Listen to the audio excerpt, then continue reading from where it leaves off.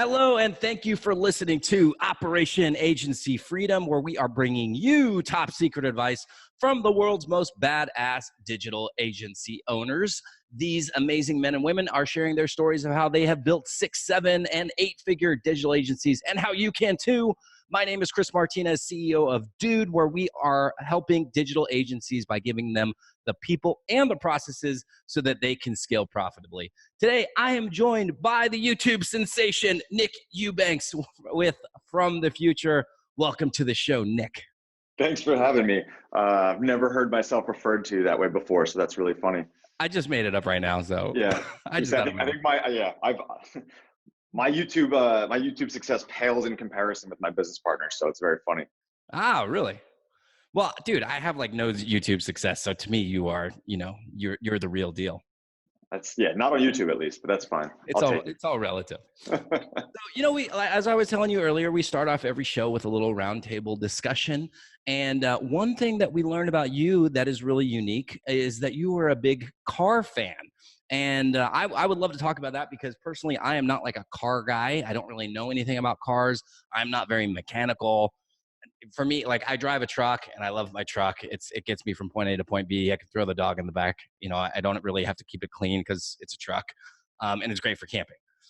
So let's talk about your love of cars and where that came from and all that good stuff. So dive right into it. Growing up, I don't know. I just I was around like motors and engines a lot. My uncle owned a boat marina, so I grew up like working on boats and like boat motors and stuff, and just sort of was always like greasy and or covered in fiberglass. And in high school, that sort of parlayed into rice burners at the time. So like, yes, I got really into like how you could take a B20 block from a CRV and a B16 head off of like a Civic Si and build a VTEC engine that has a 2-liter displacement, which is a pretty big 4-cylinder.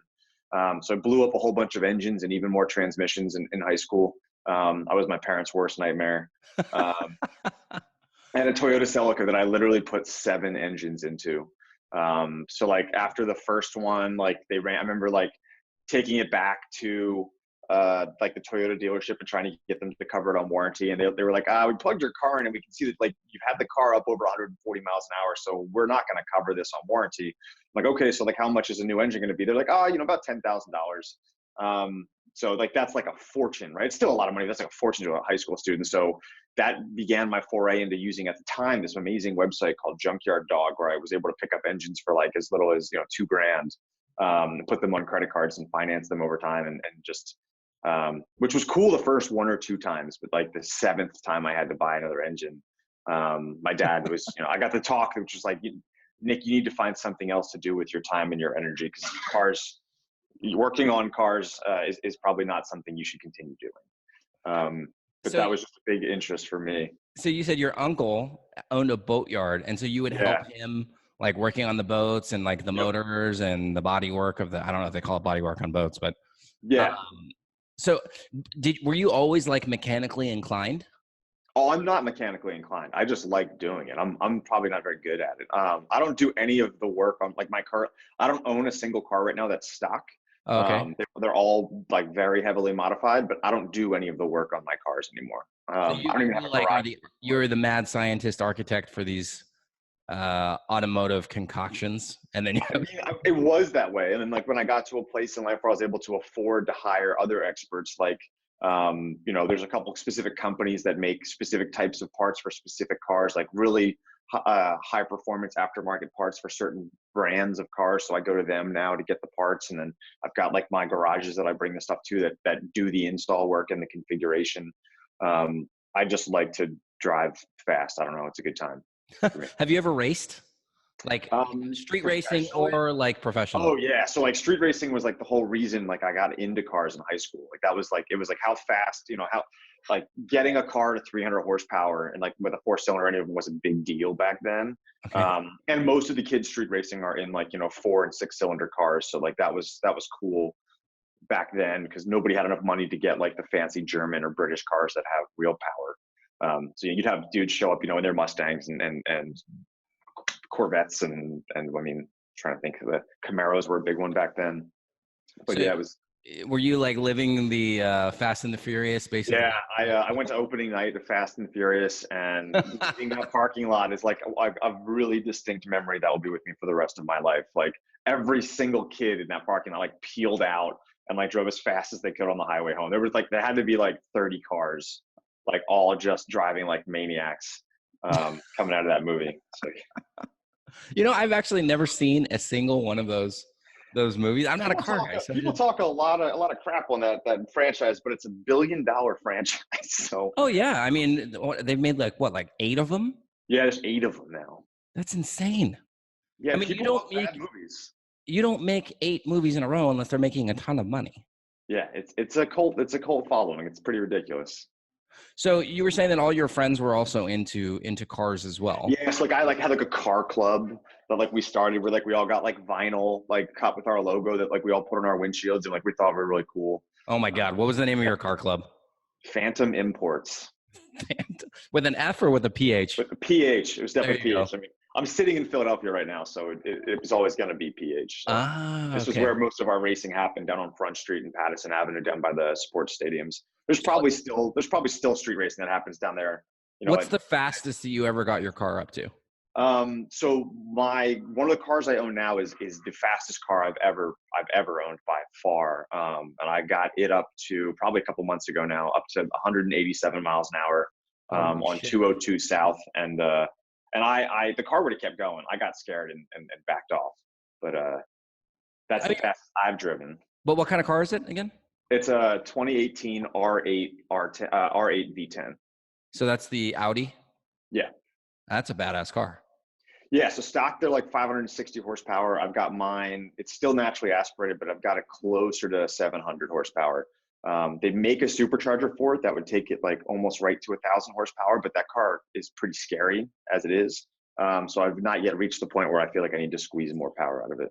Now, have you told your wife that you are driving this fast? Because I imagine she would just. She has a relative idea. I mean, I don't drive that fast with her in the car. I probably keep it under 150, but she knows me. So.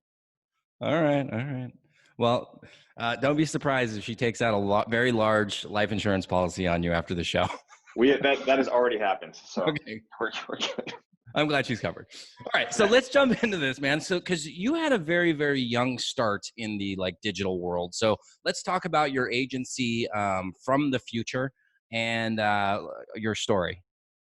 So, I mean, this agency was a complete accident. I feel like a lot of people, I feel like, sort of fall into it, right? Yeah, and what's amazing now is I am finally starting to meet people that they're working a job, they're building up specific skill sets, and a lot of the discussion that we talk about I'm in a Slack group called Traffic Think Tank. Mm-hmm. And I'm in that with 2 other really brilliant guys, like digital marketers. One's named is Ian Howells. He's the director of SEO at LendingTree. And the other one is Matthew Barbie, who's the director of acquisition for HubSpot. Mm-hmm. And those guys are just brilliant. I can't say enough good things about them. But one of the channels in there, one of the most popular channels, got over 500 members in just this channel, is the agency channel.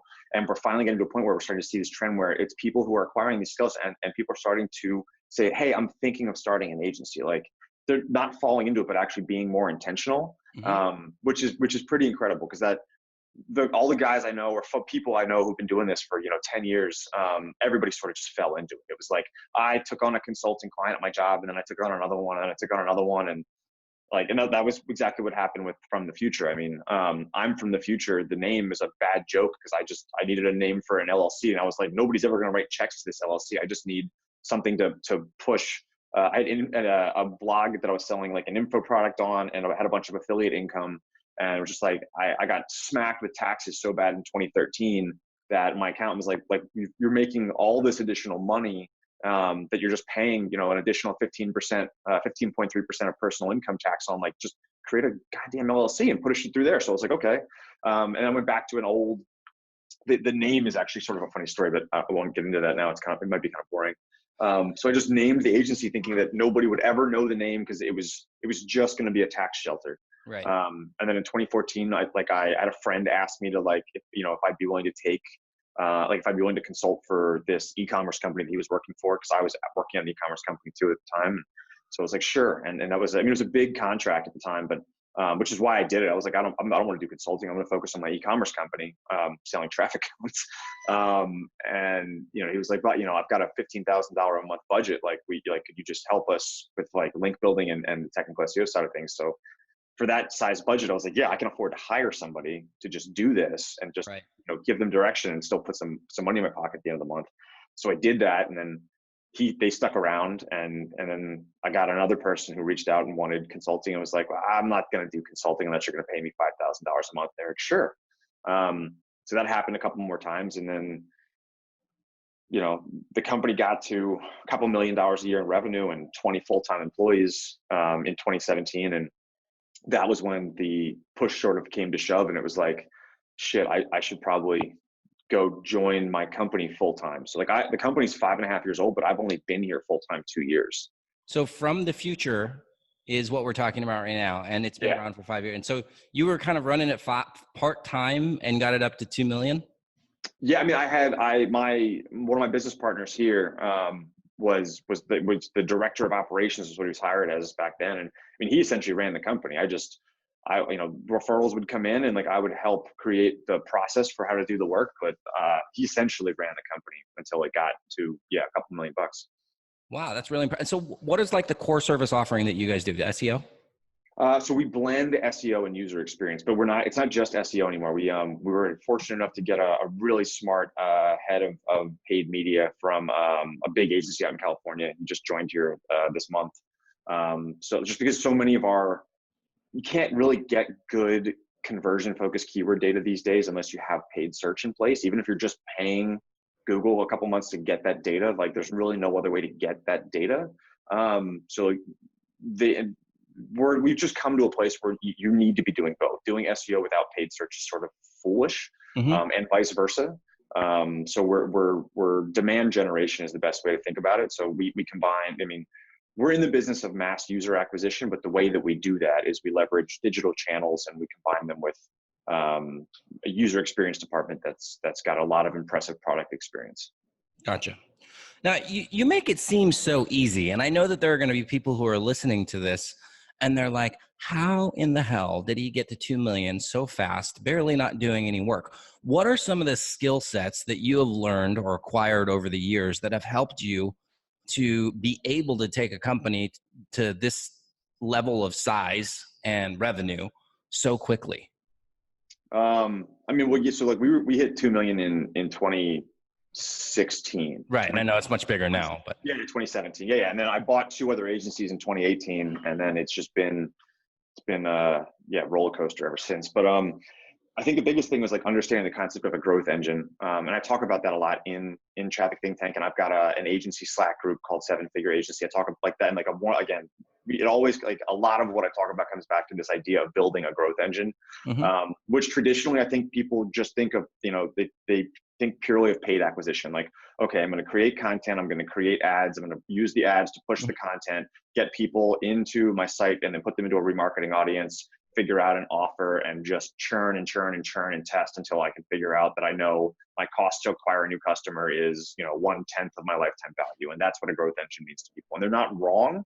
My idea is just a little bit different. Like I think of a growth engine as building assets that you can continue to stack on top of, like over time. Like if you think of like a jet engine, where like little turbines in the front of the jet engine help spin up the bigger turbines, and there's like an exponential compounding effect to how much back pressure is created from stacking these turbines, over and over and over again.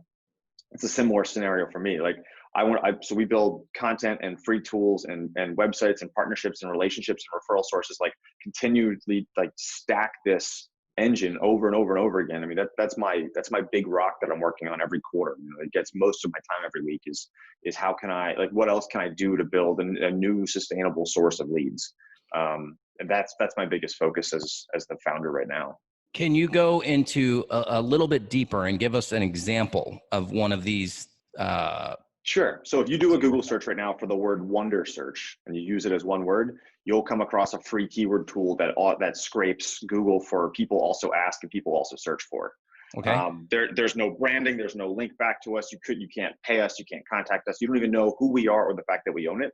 But if you're on that website, we're dropping a cookie. You're getting pixeled, and we're putting you to an audience so we know that we can remarket to you later.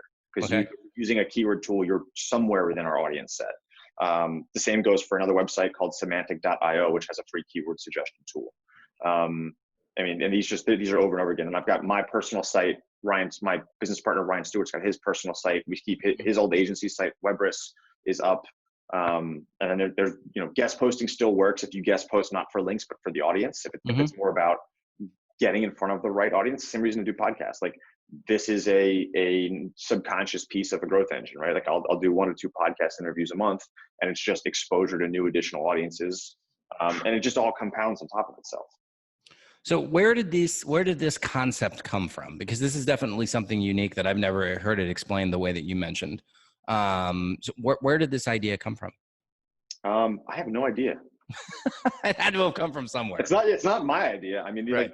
I definitely didn't come up with this or coin the phrase or anything like that. I think there's probably thousands of people out there executing in a similar fashion. It's just, it's sort of my obsession, which is why I think I spend so much time on it. I really see my responsibility as just generating leads for the company, like for the agency. I'm lucky enough to have a very, capable sales team. Our sales process, I feel like is at a good spot where it's scalable and sustainable. So it's one of those things where I know for every dollar I put in, I'll get $3 out. So I just dump in as much money into generating leads as I can. That's awesome. So let's go back in time. Now that we've talked about the future and the present. This is a horrible joke right there. So no, but seriously, let's go back in time, because I was looking at your website, and it looks like, you got into computers and technology fairly early. I don't know how old you were back when. I think you wrote like in 1996 is when you got your first computer. So talk about that experience and how that eventually led up to your first business. I mean, I was just very fortunate, right? Like my dad has been in software since I can remember. And so he put a lot of value in computers back when they were like, my first computer was a laptop. It was a Toshiba Satellite. It was like this thick and weighed like 15 pounds. It had the external CD-ROM drive was like literally bigger than my head. That was almost bigger than the laptop itself. And I had to connect it, via serial port. It was just wild thinking back to where they started. But that I started using computers very young. I remember building my first website on GeoCities and like learning about sort of how you can find different groups of people in different places in like AOL chat rooms. And how old were you back at during that time? 11, 12. Wow, that is really young. And then so I ended up going to college. My actual start on this whole thing was I ended up going to college for finance. And while I was there, the college I went to had an internship program. So I reached out to Morgan Stanley because I'd seen an ad somewhere for, a broker training apprenticeship type thing. So I got my start by, making 200 phone calls a day, begging people to accept literature from the broker I was calling on behalf of. Nothing's gonna build your base of humility faster than cold calling people to accept literature to take their money to invest. Oh yeah, absolutely. So that was pretty eye opening. But while I was there, I ended up sort of being like tech support for a different broker who was trying to figure out email. This was in 2004, and ended up going to work for him and like running this email campaign and coming up with like some relatively diabolical strategies for like how to get email addresses and build email lists, because there wasn't really solutions for them back then. And so, I like to say I got my start by spamming, doing email spam campaigns on behalf of Morgan Stanley. But that was sort of how I got learned, Photoshop and like the basis for CSS. And back then it was, Constant Contact. I mean, they're still around today, but like they were one of the original like email marketing platforms. It's just funny to think about back to how primitive that shit was, but that was like all my initial experience, like getting my hands dirty was on the email side of things. So now we're going to go back to the future. And so what are some of the biggest challenges that you face now, now that you're, full-time in your agency? It's doing very well. It sounds like you have a very good, large team. What are some of the biggest challenges that you guys are facing?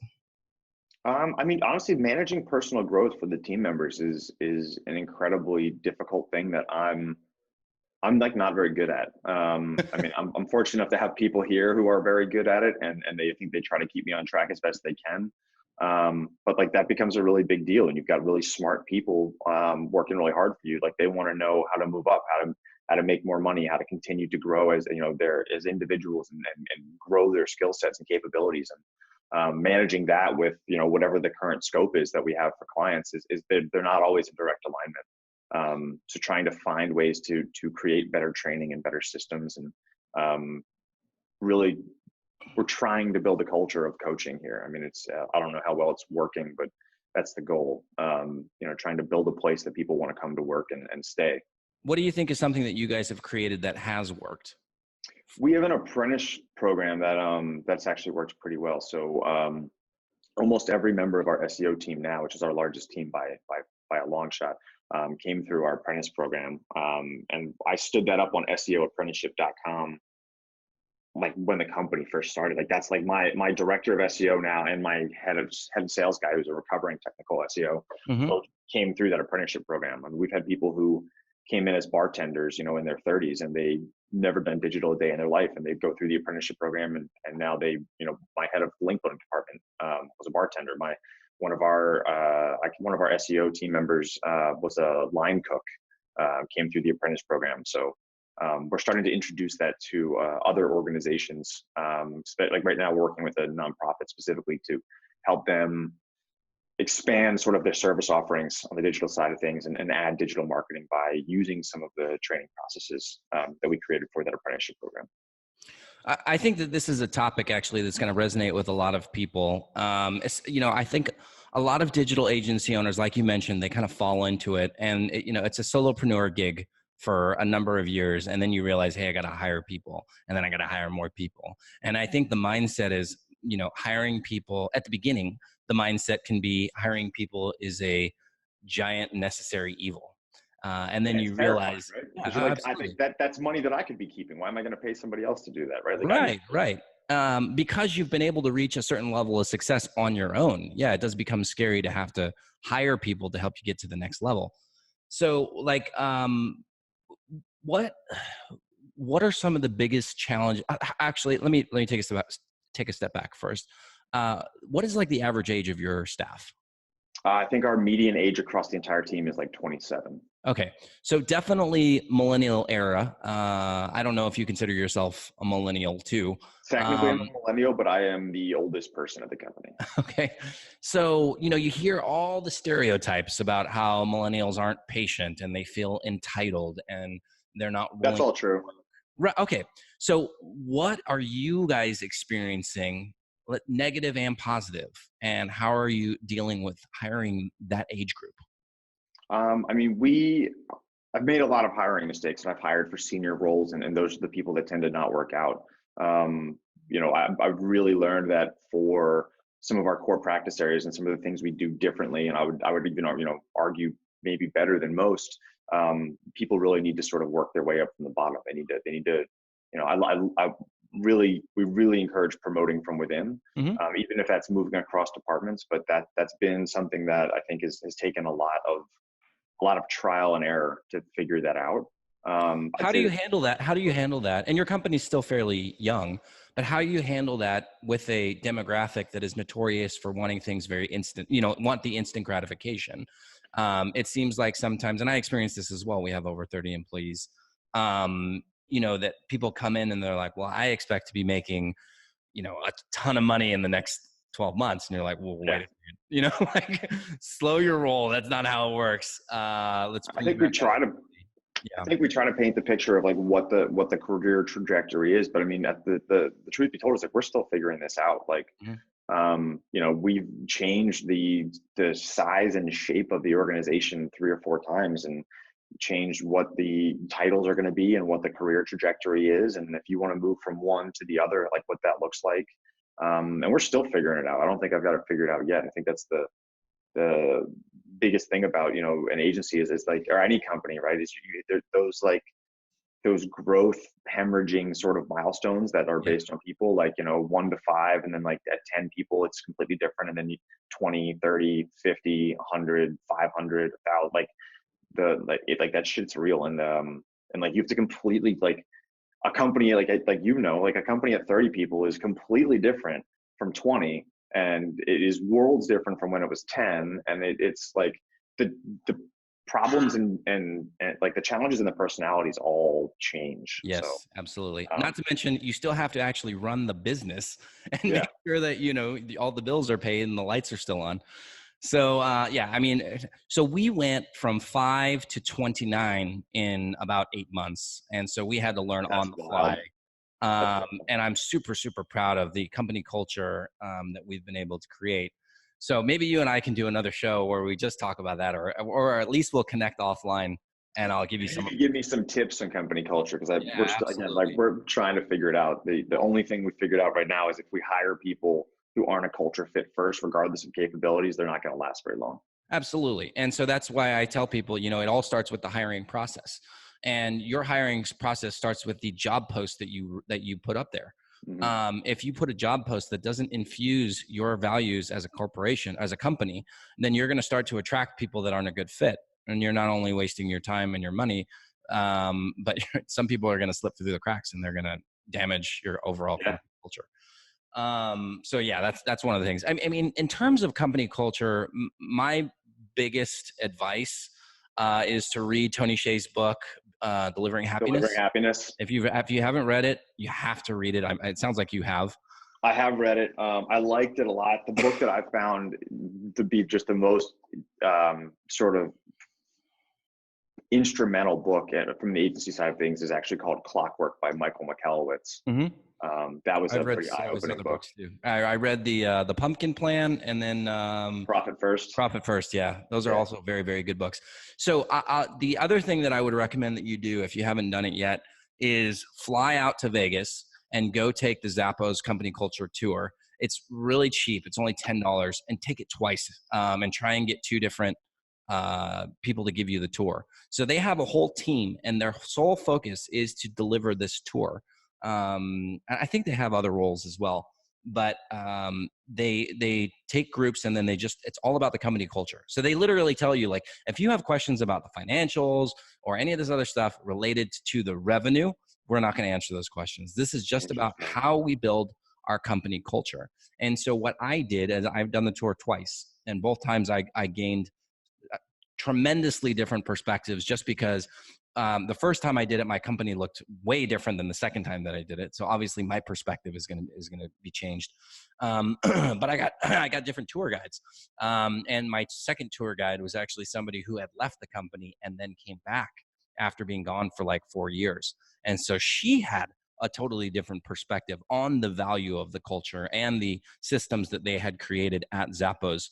And like, you know, at Zappos, one of the most interesting things is that in terms of pay, you know, because as entrepreneurs, we're typically revenue driven, like we're money hungry people for the most part. And at Zappos, the salaries are comparable to what every other company in Vegas is paying for a customer service job. Like their salaries aren't that much higher. It's the perks and the culture that are really appealing. And that's why when people come in, they only hire, I want to say it's like for every, I want to say it's like 300 applicants, they hire like one person. Wow. Yeah. And once they come in, they have very, very little turnover. And it's because people come there because they believe in the overall mission. It's not the pay. You know, they do give amazing perks and benefits, and there's prestige now that you work at Zappos, but it's all the intangibles. It's the stuff that you can't deposit in the bank that are what keep people around. And that was a big turning point for me. And so I've, you know, incorporated a lot of those principles into our own company. The one principle that they have there, where I can't remember the name of it, but they basically have a management style where there's no boss. Everybody's a boss. I think they call it like autocracy or something like that. And so we were trying to incorporate that into our company, and it just does not work. Like, I don't know how they pull that off, but we absolutely need a chain of command, and we Yeah. need management, and we need staff, and everybody wants that. At least for our company, our staff want to know where they stand. They want to know who they report to, and who, you know, who is keeping them accountable, and so on and so forth. But yeah, go take the Zappos tour. I think just that one thing alone, if you do it, 2 times, that'll be a huge impact for you. So that's awesome. all right. I will So take you up on that. we are just about out of time. So thank you so much for joining us on the show, Nick. What is the best way for people to get in contact with you? I'm pretty active on Twitter. Honestly, it's _Nick or Nick _Eubanks. I mean, that's probably the easiest or the fastest. NickEubanks.com has a contact form if anybody does have questions, want to talk. And then there's one thing that I'll let people know about. So a lot of, any digital agency, any agency period, it doesn't matter what you're doing. It doesn't matter if you're doing carpet cleaning or chimney sweeping or providing outsourced development services for the digital agencies. It really doesn't matter. You still need to know who your audience is, what their nomenclature is, what their biggest problems and pain points are. Like in order to package up any service you're going to use to generate leads or make sales. And I like using Reddit for that, but Reddit can be a fire hose and can be a pain in the ass. So I created a totally free Reddit scraper that lives in Google Sheets. And if you go to 7f.agency, right in the main navigation, there's a link to the Reddit scraper. You can go download your own copy. It's pretty slick. It lets you scrape as many subreddits as you want and aggregate all that data in a way that you can use it for audience research. So that's the number 7 and then F as in Frank? And then .agency. Yep. .agency. Okay, awesome. And you kind of answered my question already, but who would be the perfect person to reach out to you today? I don't know, anybody who's having trouble with a big website or a big problem on their website. I take this from somebody I consider sort of a mentor for me. His name is Brian Provost, back before he took a cushy job at CBS Interactive. But he used to describe what they do and what I would say we do as describing big problems for big websites on the internet. Got it. That's awesome, man. All right, guys. So you've been listening to Nick Eubanks. So make sure that you check out his stuff and that link that he provided. It sounds pretty cool. To all of our listeners, thank you for tuning in today, and make sure you return next Thursday and every Thursday for the next episode of Operation Agency Freedom. Bye, guys. Thanks so much, Chris.